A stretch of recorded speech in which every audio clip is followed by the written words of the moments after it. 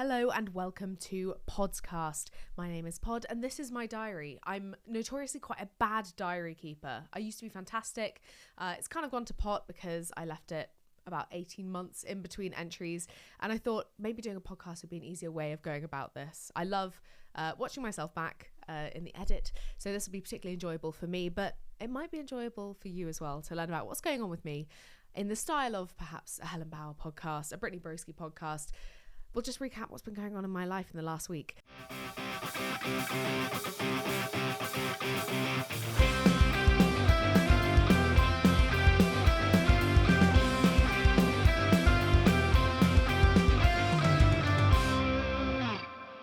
This is mostly a vanity project. It's also an opportunity for me to get my face out there because, as I tell absolutely anyone who'll listen, the dream for me is to be a TV presenter. And so I'm trying to build my portfolio now in my early to mid 20s, emphasis on early. So this is the latest development of that particular pursuit. I've made some notes of what I want to talk about. Essentially what's happened is that I had this idea a while ago, but I've been procrastinating it a lot. So a lot of the stuff that I noted down is just not relevant or interesting anymore. First thing I noted down was about the marathon. That is old news. That happened 1,000 years ago. It's not pertinent anymore. So I think that's going to hit the bin.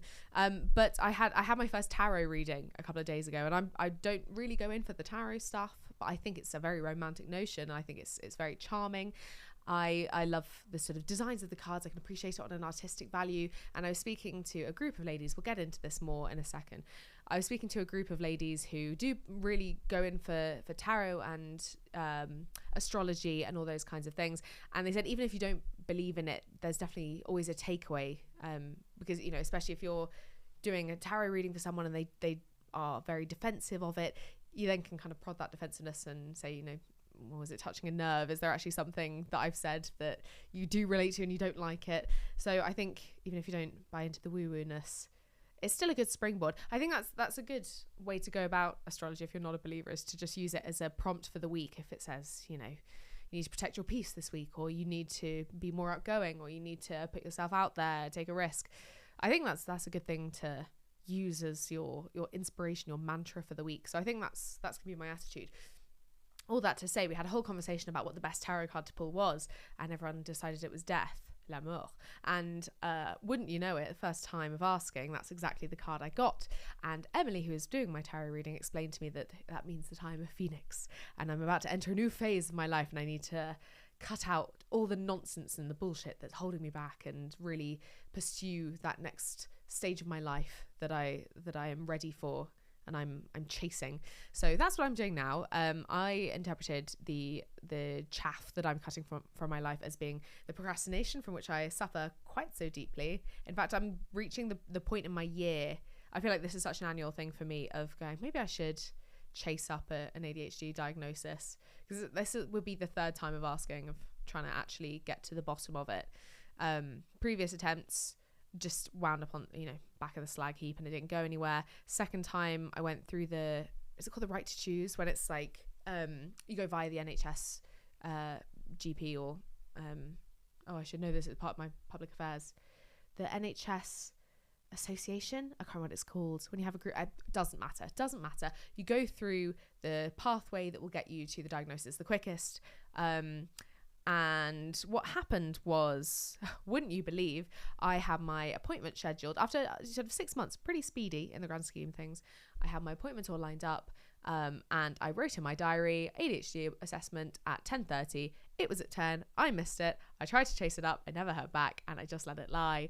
But due to this, very specifically due to having Armando Iannucci being back on my screen in Taskmaster, I'm starting to circle back to being like, maybe I should pursue it. Maybe this is something that's worth pursuing. Because he did this amazing interview in the Times about, well, it would have been more than a year ago now, where he said that I was really worried it was going to dim my spark, and it just didn't. In fact, it just made my life easier because it cut the procrastination, where normally I'd been going through this cycle of working really hard and then burning out, setting myself these deadlines that I couldn't meet, and working myself to the bone and getting completely exhausted by it, which is something that's happened to me a lot. And I just really related to that, and I loved the idea that he started taking the medication, and immediately it was just the shackles of procrastination that he lost, and he didn't lose any of his spark. It just made his working life easier. And I think that would be really helpful for me. So stay tuned as to whether I can actually overcome my procrastination to go through this whole ADHD rigmarole again, to then cut out procrastination as a result. I didn't say that very well. I've been speaking very quickly in the last few days. Again, we'll come into this. I've been speaking very quickly because I've been hanging out with a group of girls, and it's just the ideas have been pinging around like neurons. It's been amazing. It's been so replenishing, rejuvenating, revitalizing. It's been lovely, and I love speaking quickly. I have a real Victoria Coren Mitchell quality about me. I just love to speak fast. In fact, wait, so I've got there's too many things going on. What direction do I go in first? What I was going to say then was that I've got all these lists on my notes app. I've been getting really into list keeping recently, and I was keeping one that was like things that genuinely make me very patriotic, and number one on there is the speed that they talk at in W1A. That makes me put my hand on my heart and sing God Save the King. That is what a beautifully British characteristic, that our comedy is that fast. You are not going to get that anywhere else. It's so speedy. It makes my brain feel so good. Watching those meeting scenes where everyone's just got their little like 3-word lines, go, left, right, and center. I love it. But you know what? I watched 2026, first episode of it. I was watching on the treadmill.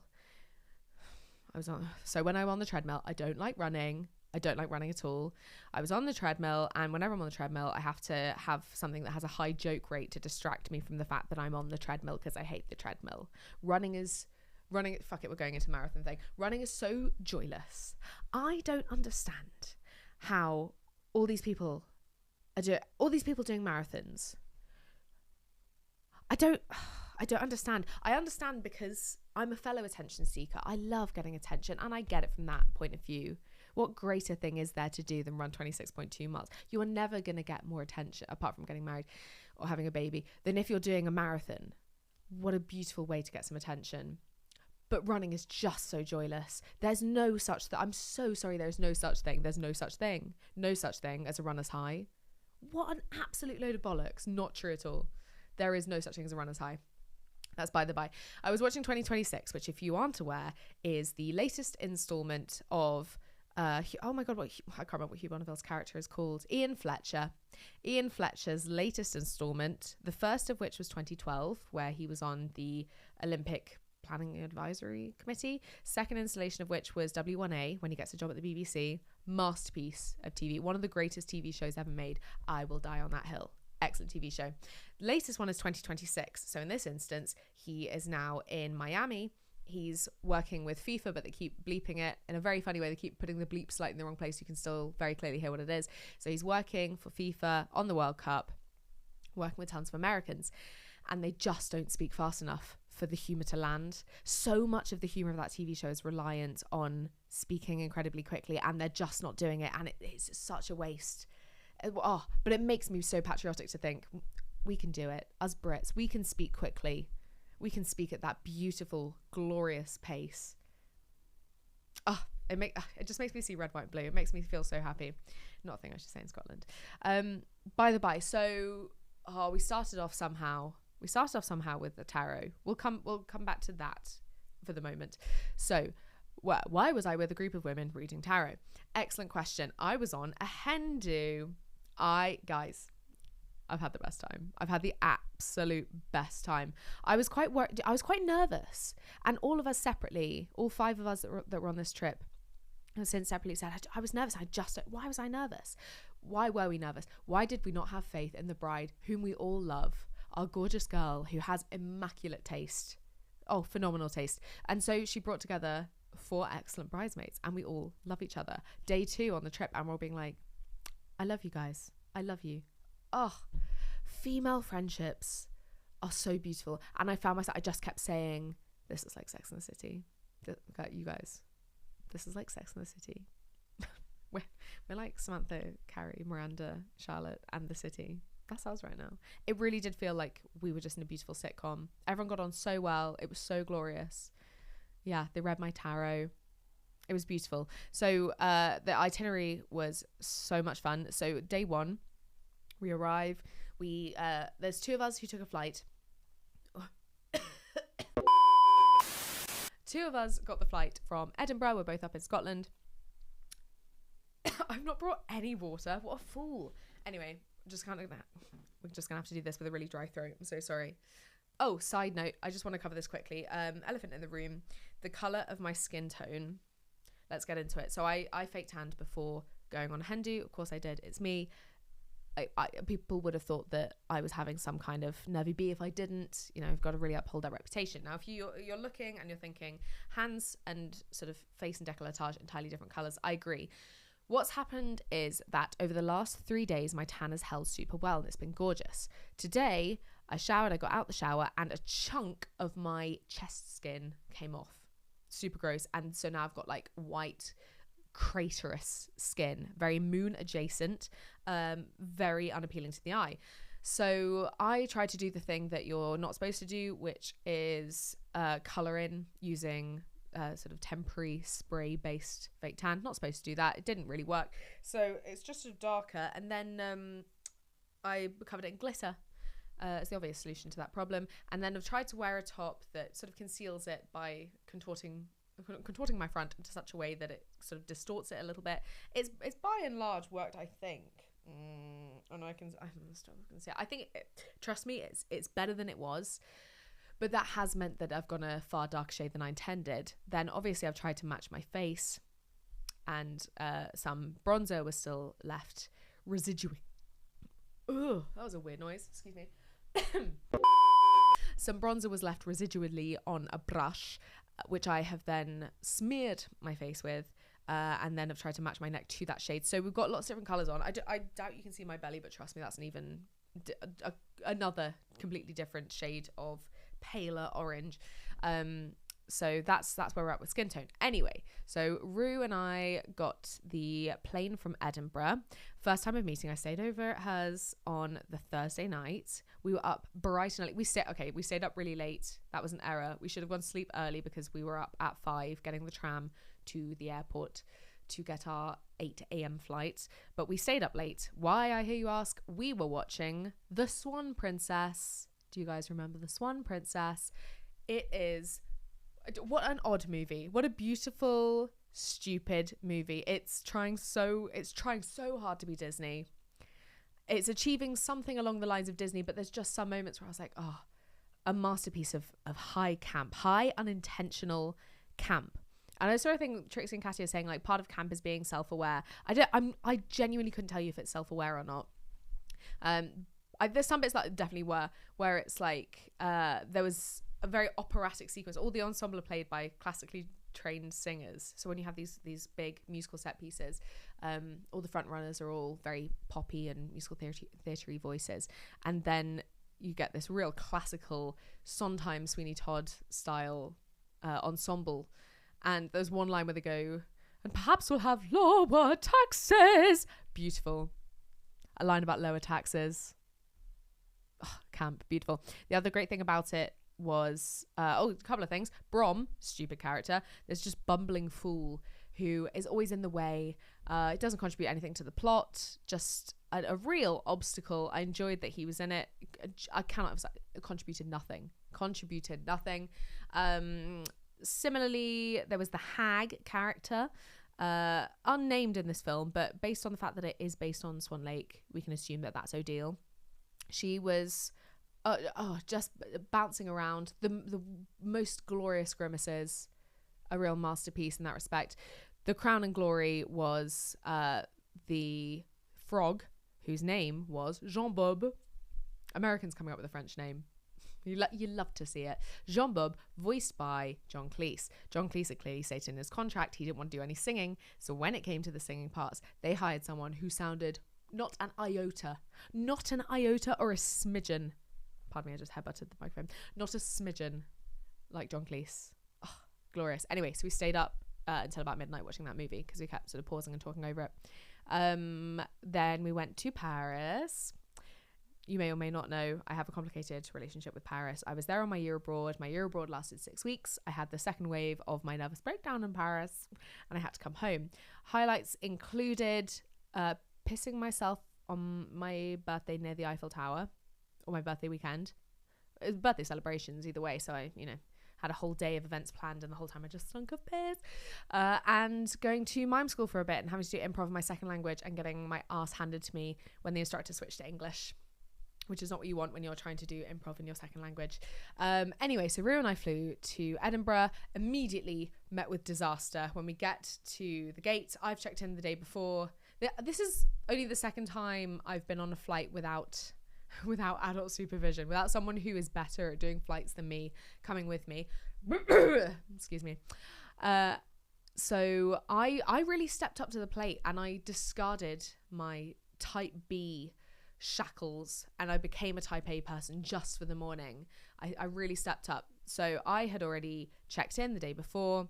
Rue, the darling pixie girl that she is, who has had, by the way, immense university pressure up until the last day. She just finished university, like it's all going on, and obviously, of course, she'd forgotten to check in, and we could never hold that against her.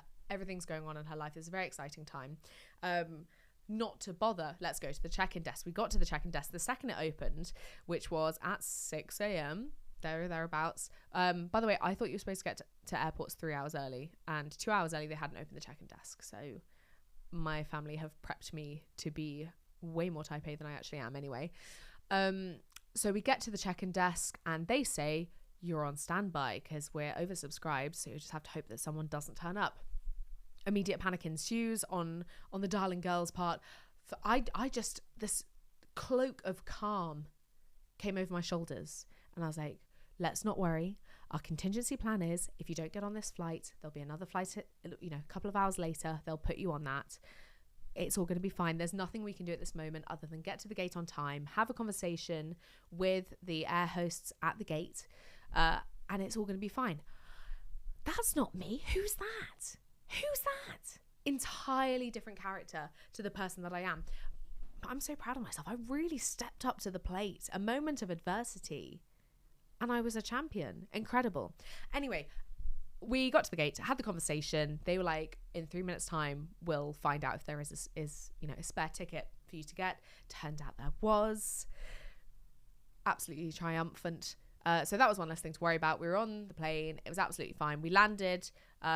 We had a bit of a faff with our metro cards because the French metro system is left wanting. It's left wanting. I think they just need to bite the bullet, make it tap on, tap off. Having the whole ticket system, having an app you need to download, needing to give it your address. It's too much information just to go a few stops over. It's too much. Everyone needs to calm down. Just have a tap on, tap off system. And while we're on it as well, French metro system needs to not get rid of the jingle, because that is the best thing they have. That is the best thing they have, and they're threatening to get rid of it. Dire times we live in. Recession indicator. Paris Metro threatening to get rid of the music. So we're having a conversation with the guy from, is it RATP? I don't know what it's not SNCF. Whoever the rail provider was, and we were trying to set it up, and we were doing it in English. I was switching to French when it was easier for him, and he seemed very impressed by it. And I was like, maybe things have changed in the last 4 years. Maybe the French now are impressed by English people speaking French. Glory be, because when I was here, let me tell you, they did not speak. They did not let me speak a lick of French. They had me speaking English the whole time. Everyone wanted to speak English to me, and I was trying so hard, and it was so defeating when they would just switch back. I went there to improve my language, and they wouldn't let me. It was really aggravating. But this time, things have changed. Oh God, what was his name? I think his name was Mohammed, and he loved it. He's like, from Algeria. I didn't speak a lick of French till I was 30. It's really nice to hear someone else really giving French a go. And I was like, wow, fantastic. Thank you so much. All this was in French, by the way. So I was like, things have changed. Things have changed around here. They really like foreigners speaking French now. And then we headed to Gare du Nord because the other girls were getting in there. And we sat in a little cafe. It was either Café du Gare or Café du Nord. I think it's Café du Nord. We sat in one of the cafes that's, if you head out the main gates, it's sort of direct and left ahead of you. We sat down there, had a little cocktail, had a bowl of chips. They give you a little bowl of popcorn when you order cocktails and stuff, or a glass of wine as a petit accompaniment. It's lovely. Let's bring that here. Loved that a lot. And the waiter, I could see from the get-go, he didn't want to like us, because there's a real shtick with Parisian waiters. They It's similar to when you go to the Stage Door Cafe in Dublin and you go there for the crack and the guy being quite sort of passive aggressive to you. It's all the bit, you know, it's the shtick. So the guy was, you know, being like, oh, boop. You know, we said table for two and he's like, have you got reservations? And we look around this empty bar and you go, no, do we really need one? He's like, I'll need to check. And then without checking anything, he goes, yeah, just sit there. So we're like, oh gosh, okay, is he gonna be really aggro? We're gonna have to beg for our drinks here, get him on side in order to get our little pot of popcorn. And over the course of the liquid lunch, he really warmed to us. He really, you know, we could see him softening, see his caramel centre starting to melt, which was so charming. And I was speaking French with him. Rue doesn't speak any French, but her accent's fantastic. A similar thing with me in German, where my vocab isn't there, but my accent's really good. So she could do sort of bits and bobs of asking for a drink and things like that. But if it was more complicated about, like, you know, asking about flavors and saying, you know, can we have some food as well, just whatever else, I would do that in French. So later on, when the others arrived, I went to the loo and I had a bit of banter with them, and I was like, well, oh, sorry, excuse me, where's the toilet? And they were like passing the bucket and then just going, oh, just go here. Funny. That's about as humorous as French way to humour gets, I guess. And I was like, oh, you guys have got to go easy on me. I'm an out of towner. I'm English. You got to be nice to me. And the guy was like, oh, I genuinely didn't know you were English. I thought you were French. I knew your friend was English, but I thought you were from here. He thought I was from there. No French person has ever thought that I was French. Ever. What an absolute achievement for me. I am so chuffed. I went through the whole degree working so hard with my language. That was the literature, I guess. Would I say it came more naturally to me?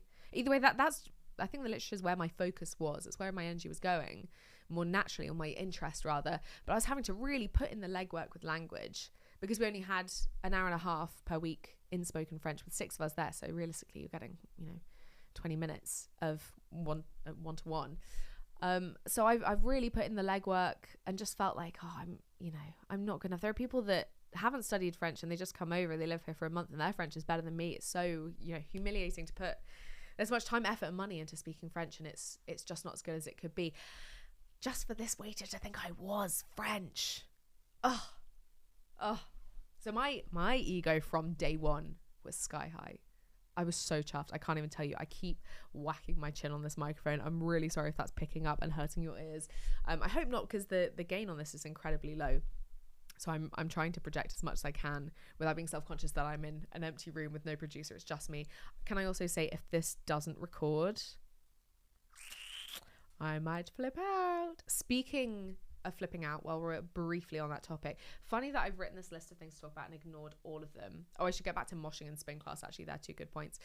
Earlier today, I had a cry, and I wasn't expecting to have a cry.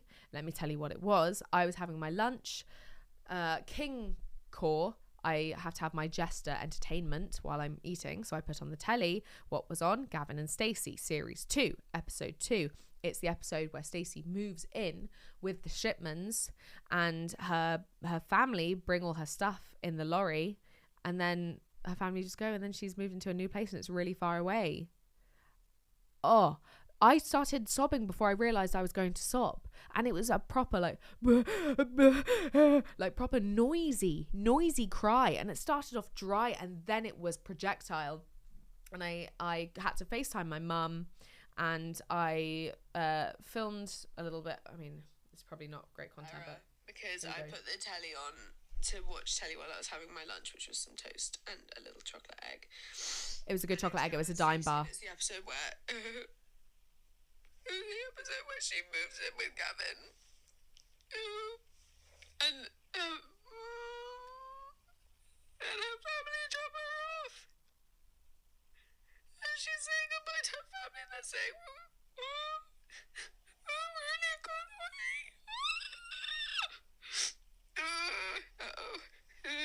Set myself up again. So I just had to FaceTime mummy again. Really fatal error. Yeah. I don't know how clear that was. I'm also going to take 10 seconds. I've realised one of the lights isn't on. Bear with me one moment. I hope that's not too drastically different for anyone. Okay, right. So I did say I'm going to talk about moshing and spin class. So here we go. Moshing, always been a fear of mine. It looks terrifying. Every time I see it in like archival footage of festivals or rock concerts, or I see my friends doing it, shout out to Truck, it scares me shitless. It looks so scary. For those of you who don't know, if you don't, I can't imagine there is anyone who doesn't know what it is. It's where you go to a concert or festival whose genre is on the rockier side of rock or above, by which I mean leaning into the metal side of things. So I went to a concert of The Scratch, who are, I mean, when I listened to it didn't occur to me that it was particularly heavy, which sounds such a stupid thing to say, but because it's so rooted in traditional Irish music, I was just like, oh yeah, this is the logical next step for me as a frequent traditional Irish music listener. So you go to a heavier concert and you just throw yourself. You jump up and down, so much more jumping than I would have thought. And it's some kind of cathartic release. My whole life I've never understood the appeal of it. I've never understood the logic behind it, but I've done it now. I have done it for the first time at The Scratch in SWG3, where, by the way, they are charging too much for drinks. I'll say it. If anyone else is too scared, I'll say it. Why is a woo-woo £14.50 plus a £1 non-refundable cup deposit? What? It's not a deposit. I mean, I know. Okay, no, they do actually have non-refundable deposits. Why are you charging for the cup at all? Just include that in the price. I just don't understand why you wouldn't just include it in the price if you are going to charge for it. Why tell me that you're charging from it and then do the whole song and dance about like you have to give the cup back at the end? Give me my £1 back then.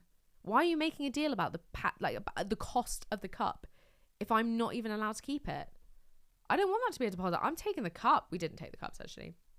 We didn't take the cups. We should have taken the cups to take a stand against that, because that's utter bullshit. For a start, no drink that is like 4/5 cranberry and then, bear with me, 1/10 citrus juice of some description, can't remember which one, probably lemon, and 1/10 vodka. That should never, on any planet, be £14.50. Absolutely unbelievable. So I had the smaller size later, same amount of alcohol, because that's the thing that's cost it. It just wound me up. That wound me up from the get-go. But I recovered very quickly because the Scratch are excellent. And so are, let me give a big shout out to the Ran, who were the opening act. They were fantastic. Ran with a W. They were very good. I enjoyed that a lot. So I was quite scared about the prospect of moshing, but I decided I was going to do it. Kieran had very much decided that he's going to do it. Shout out, Kieran. Love you. He decided well ahead that he was going to do it because there's a song called, is it Pull Like a Dog? Is that the one? I think it's Pull Like a Dog is the song in particular that he says, quote unquote, makes him want to punch people.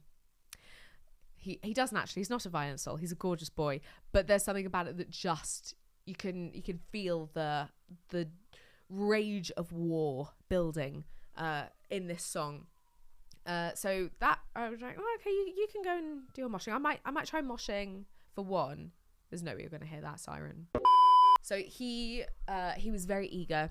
Housemate Jordan / producer Jordan / the entity. He's not producing this one, but he produces the other one. He doesn't like being called the producer, but he is. He was like, no, I'm just going to stand back. And we also had with us Mackenzie Burns, who runs Red Lights.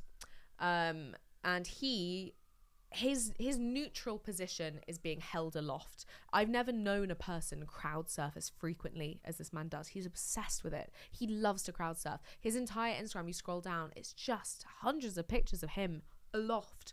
So he was obviously going to be in the fray. And I knew a few of the songs. I was very excited for it. And I messaged Truck in advance. Now let us take a quick look at the conversation that I had with Truck. So Truck is a heavy metal journalist who is a close personal friend of mine. She and I met at journalism school. Sorry, I can't multitask trying to find this. And she's very, very cool. She is first of all called Truck. Her name's Lucy, but she goes by Truck because that's her jiu-jitsu fighter name.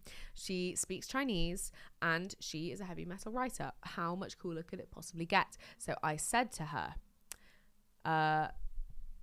truck, I'm going to my first mosh pit on Thursday. Any tips for survival? Oh my God, fun. Yeah, what genre? And I said it's the scratch. So Irish folk, metally, question mark. Biggest tip is don't have a care in the world and let the spirit of the mosh possess you. Be aware of your base so that if you get knocked hard unexpectedly, you're more likely to catch yourself and not fall over. Arms out in front of you in a slightly toned down version of a boxing stance. Pace yourself. Don't go head first into people. You will hurt your face. And I said, oh my God, love you so much. I'm taking all my notes. We'll report back. And after the event, I fed back to her with my 3 observations, the 3 major obstacles that I faced in the pit. Number 1, hair got stuck to sweaty bodies. Number 2, glasses got fogged up. 3, sports bra required. But other than that, a great time. And ladies and gentlemen, I did have a great time. I had a really fun time. The music, as I say, is so fun. And I sort of entered the mosh pit with Kieran. And we quite quickly got separated, and I was like, oh gosh, not sure about this. The jumping just really hurt. It's a very physical act. I thought I'd be carried more by the motion of the crowd, but actually it requires a lot of calf strength to keep going, especially because I think I was wearing these boots. Excuse me if you see anything you don't want to see. I was wearing those boots. A lot of jumping up and down. So the hair issue was that I had my hair down. I'd done my sock curls, my classic sock curls, which I've not done today. Would you believe I've had my hair in rollers today? It could not look straight if it tried. Straight as a pin. Anyway, I had my classic sock curls and my hair it got completely trapped. I didn't realise how sticky human sweat is, because obviously all these boys were taking their tops off. Not in an appealing way. It just would get trapped with the skin and yank my hair backwards in a most painful fashion. Sports bra issue, obviously adjacent to the jumping issue. The glasses problem was the biggest threat that I faced, because I was very worried about losing them in the crowd. Now, Mackenzie Burns, who runs Red Lights, is obviously a veteran of this particular field, this sphere. So he has his wanky little glasses necklace type thing. What do you even call that? Glasses train, glasses safety net. So he knows what he's doing. Those glasses stayed attached to his face. The issue was the fogging up. Could not see a thing. So I was having to sort of sneak my fingers in front of my eyes and do a window wiping motion, which is so hard to do when you're being jostled left, right and centre. Even harder when you are, as I always am, wearing massive false lashes. So a few notes. I need to dress less feminine for the next time I enter a mosh pit. And obviously dress as if I'm going to a high rocks competition. But there are a few highlight moments. I mean, Mackenzie had such a cool moment. I was like, oh, this guy is made for the mosh pit. Two cool moments, actually. One of them was, wait, let me just recalibrate in my brain. One of the cool moments was when he was like, oh, this one's really heavy. Are you ready for this? It's going to happen. And I was sort of stealing myself, getting ready for this song. I was like, oh shit, I'm about to get really jostled. And in that moment, it was like watching a space movie, and they open the doors and the spaceman just gets sucked out into the void, just dragged out by the seat of his pants. He just disappeared into it. And I was like, oh, that was so rock and roll. That was so cinematic to witness in real time. And the other one was when he was sort of jostling about, and I could see he was mouthing the lyrics to a song. The world's worst patron saint of pints. Is that the lyric? It's something like that. But he was like really going for it. And I was like, oh, he's in his element. And it's really nice to see someone in their flow state. So towards the end, I reunited with Kieran, and he was wearing a white shirt. It may as well have been invisible. That it was soaking. I feel like I'm really getting lipstick on my nose every time I try and emphasize a word. It was soaking wet. I'm just going to check my nose real quick. We're grand. And he was loving it. He was jumping up and down. So Kieran's, if you don't know him, you should get to know him. You love him. He's a big dude. He's 6'4", and he's got the body of a god. He's just the most gorgeous and beautiful body you could ever imagine. Gorgeous, just gorgeous and beautiful. I miss him so much. He's up in Elgin right now, and I miss him so much. So he's a big dude. Point being, he's a big dude. He crowd surfed as well, and he was like, "Oh, this is amazing." I did not enjoy being underneath the crowd surf people. So I didn't see Kieran get crowd surf, but someone went above me. That's when the panic set in. And that was the moment I stopped enjoying the mosh pit, when it was directly above. But the rest of that, the jostling, I didn't mind. I thought I was going to hate it. I had a really fun time in bursts of maximum 2 minutes. Any more than that, and it just becomes quite painful. Now, that's what I have to say about moshing for the time being. What was the other thing I wanted to talk about? I put reading my nonce book. Oh, can I be bothered to get into Lolita? Okay, I'll very briefly say that I went to spin class on Sunday last week. I'm quite worried that because I didn't go this week because I was at the Hen, that she's going to think that she scared me off. I'm genuinely quite worried she thinks that. But I have booked in this week, provided I can get there before we need to leave in the afternoon. Might be a tight squeeze. Either way, my first spin class, I walked in, I had my handbag with me, and I said, "Hello, I'm new." And she said, "No." The instructor lady, "Oh yeah, are you new?" "No." "Can it fool me?" And I went, fear of God. The fear of God going, "Oh, please be nice to me. I'm really scared. And I look around, and it's all middle-aged people, which I'm like, hell yeah. Hells yeah. That, you know, I'm not surrounded by people who are my age, stick thin, do spin class every day of the week. I was like, okay, we'll be all right. Similar thing with Zumba, walking in the room and being like, okay, I found my women of a certain age. Let's go. This is going to be really fun. And spin class, can I tell you, hurt my ass like a bitch. That killed. Just the hardness of the seat. I've already booked in for the next one, so I mean, it's not affecting me that badly, but the hardness of the seat genuinely bruised the inside back of my ass for days. But I was very moved during that thing. I really powered through. The thing that moved me was when she put on the song "Can't Hold Us" by Macklemore, and I had an out of body experience. I went, God, the ceiling can't hold us. I was like mouthing the lyrics. We were doing it in a standing up position, so I was really like pumping my arms, going, "Can we hold it? This is the moment." I was so there, to the point where I was like, I could cry. I'm so pumped. This is fantastic. I'm elated. That's the runner's high everyone's talking about. You don't get it from running. You get it from spin class with a passive aggressive Scottish woman yelling at you. That's what you get it from. That is what you get it from. And afterwards, I was speaking to one of the guys, and he was like, she's a pussycat on the inside. She's lovely. She's got her gold. She's melt in the middle. She's a melt in the middle woman. So I'm excited to go back to that. Mistake I made was the next day we went to a new island on my island list, which is the Isle of Cumbrae. And we went to Millport. We cycled around the whole thing. I had to take paracetamol because my ass hurt so much. What a mistake. Briefly on Lolita, we're just going through all the headlights. Do you know what? I planned all these like format points that I could do, but I'm actually such a natterer, and I'm trying to speak quickly to get it all in, that I may suck off the format points. Anyway, reading my nonce book. So I've just finished reading Lolita. I'm glad I have read it and completed it. I'm glad it's done. I'm glad it's a thing that I have finished doing. I bought the book years ago at the bookshop that's on the top of Cornmarket Street in Oxford, and they're all like maximum £4. God knows how they're turning a profit. They are selling books for absolute pennies there. I bought it there, and I was like, oh God, it's got a picture of the girl on the front. I know that's the thing he doesn't like. So I've always had this idea in my head that Nabokov is fundamentally an all right lad, because he was like, I've written this book, but it's about how bad this guy is. It's not about the girl. It's not about the character of Lolita. It's about the guy, and therefore you should never have the girl on the front, because we've all heard this story about Nabokov saying, my only request is that you never publish an edition of Lolita that has a picture of a girl on the front, because it's not about the girl. So I was like, okay, he seems like quite a reasonable guy. And we once did a translation in uni of a passage of Nabokov, and I was like, oh, wonderful vocab on this man, really wonderful vocab. So it was a fun one to translate as a take-home assignment. It would have sucked in an exam where I didn't have a dictionary, because it was one of those tasks where you could find really rich equivalents in French for your translation, whereas you wouldn't have, closed book in the exam, you wouldn't have your dictionary there. So I went into this having an idea that Nabokov would be someone that I would like. I don't like him. For the first half of the book, I was like, I can get on board because I understand what the purpose of this is. And I feel like I've read a lot of books this year. I've read 21 books this year, by the way.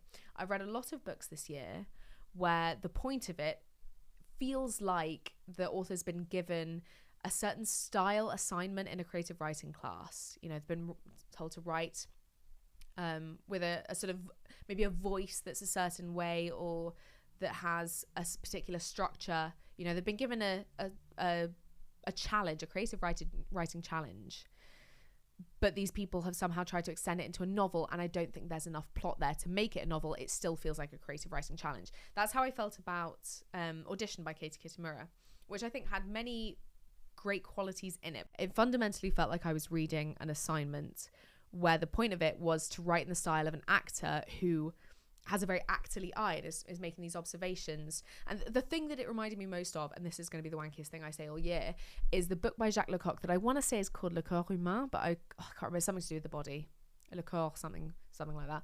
And it's about, it's about how you use your body in the acting sphere and le jeu and things like that. And he writes all these case studies of how you can communicate through mime an entire social dynamic. You can have a dinner party, and from the way that everyone's positioned their bodies or where they've stood or which room they've stood in, you can communicate so much and learn so much about what the relations are between people, what their socioeconomic standing is, whether they are someone's boss or someone's employee, whether they're ex-lovers. There's so much you can communicate with the body, and it felt like she'd read that and then been like, okay, let me try to put this into a story or a creative writing piece. So it was very observational as to people's gestures and their expressions and their intentions and things like that. It felt very actor theory. I just didn't think there was enough plot to make it a worthwhile novel. All the plot seemed to happen in the last 50 pages, and it still didn't reach a point where I was like, this is a substantial enough, sufficient plot. So I found that quite a disappointing one. This is when I was reading all my books. I read a whole bunch that were on the Women's Prize long list, and not one of them has made the shortlist, which I'm devastated about, because The Wild Dark Sea by Charlotte McConaughey is the best thing joint best thing I've read this year, along with Perfume by whatever that guy's name is. German name. Insert German name. Can't remember what his name is. Back to Lolita. How did I get here? Oh, okay. So it feels like the creative writing task is that you're supposed to describe a horrific act or sequence of events, but in such a poetic way that it minimizes it. So the voice is of someone who at their core understands they've done something bad, but they're trying to mask it with very flowery, literary, poetic language and vast vocab and sort of book smart intelligentsia lexis. So that, in that sense, I think it succeeded perfectly. I think it was a very successful piece of work. Unfortunately, I just don't think there was enough plot in it. And I also think it's a really funny book, which sounds so bleak and dark to say, but the fact that he is being so poetic about it, and then you'll have a bit of dialogue from the character of Dolores, and she's like, I want to go to the movies, I want a new pair of shoes, I want shoelaces, I want lollipop, I want a picture of a Hollywood leading actor, and she's just like this like bratty, annoying, brassy, abrasive voice. We're like, shut up. It's just a really annoying 12-year-old. Ugh, horrible. And he's like, oh, my darling girl, she is so beautiful, she is so perfect, she is the wind beneath my wings, she is the stars in the night, she is the aurora borealis. And you're like, no, she's a year 7 who's annoying. She's annoying. So in that sense, a very funny book. I just don't think there was enough to it in the second half. The whole time I was reading, I was aware that at the back of the book there was a sort of postscript written by Nabokov years later as a sort of rebuttal to the people that have complained about it. Now, I have a bit of a thing about people complaining about people's reaction. I understand it for American Psycho to some extent. So Irvin Welsh wrote the foreword, and he was like, it was crazy that it was sent to all these publishing houses and they published little excerpts of American Psycho, and people were so up in arms and they'd not read the whole thing.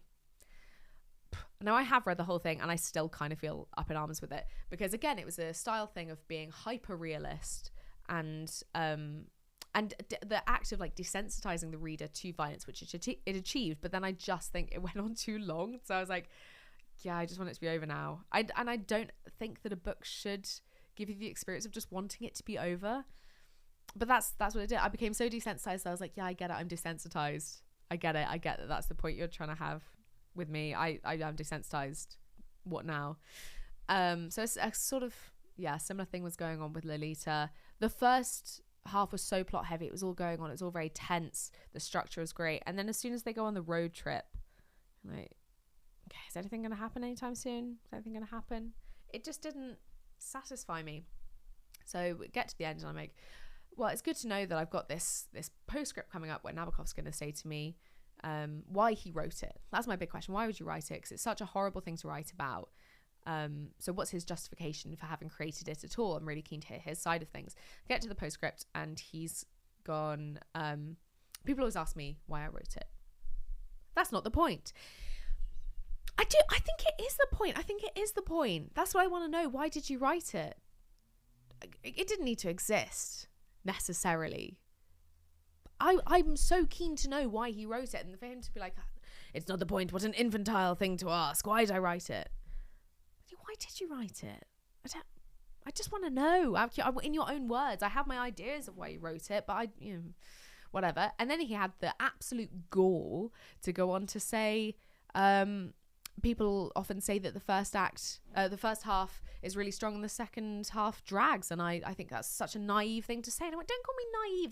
That is exactly what happened. The second half does drag. It needed to be pacier. There needs to be more events, more structural milestones going on. Stop telling everyone they're naive. It's a valid point. Anyway, that's what I have to say about Lolita. I feel like I've not gone into much detail with the hen do, but I feel like I have spoken for 100 years, and I do want to introduce 2 structural points to this. First one is my dog fire hydrant moment of the week. So I recently made a TikTok that did okay, and it was about the concept of dog fire hydrant, which is something Kieran and I have. Shout out Kieran, I love you so much. I love you so much. Oh, I love you so much. Dog fire hydrant is a concept that we have where something is just really classic. You see a rare, super classic moment. For instance, when I worked in a skyscraper, I once saw people washing the windows, and they were in that hammock type thing.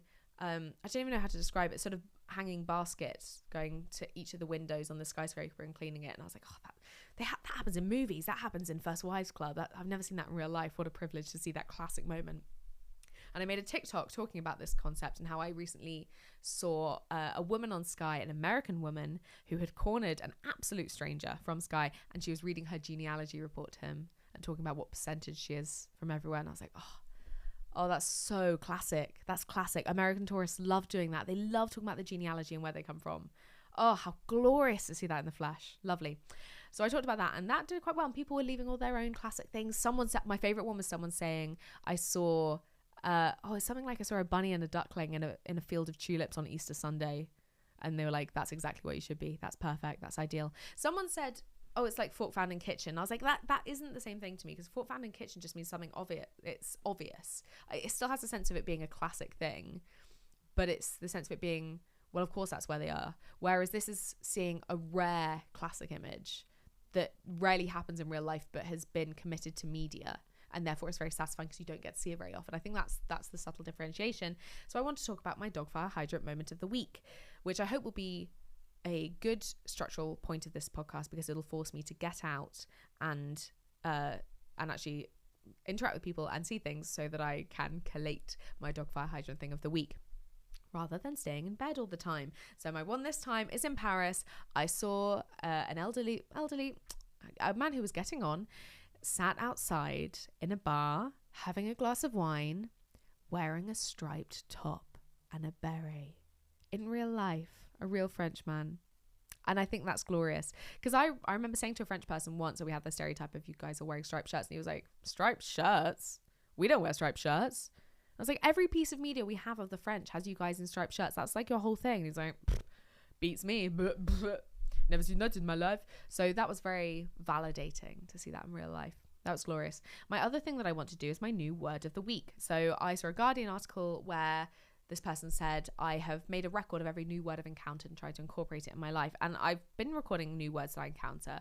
I've not been memorizing their actual meanings and using them. So hopefully I'm going to do it this week. And I'm going to start with the word. So reading Lolita has given me a ton, because so much of the point of that novel is using, incredible vocab that no one uses in real life as part of this literariness. So I'm going to use the word matitudinal is my word of the week. And I did guess the meaning, but I still think it's quite glorious, and I've never come across it before. Of or relating to or occurring in the early morning. So let's find a way to use the word matitudinal this week. And I'll leave more Hindu stuff to discuss. I think that'll be nice if/when I do this next week. And I can go through more of my lists. But for the time being, I've been Poddy Wilson, and this has been Podscast. I love you. Oh, sorry, I made a weird noise with the inside of my mouth.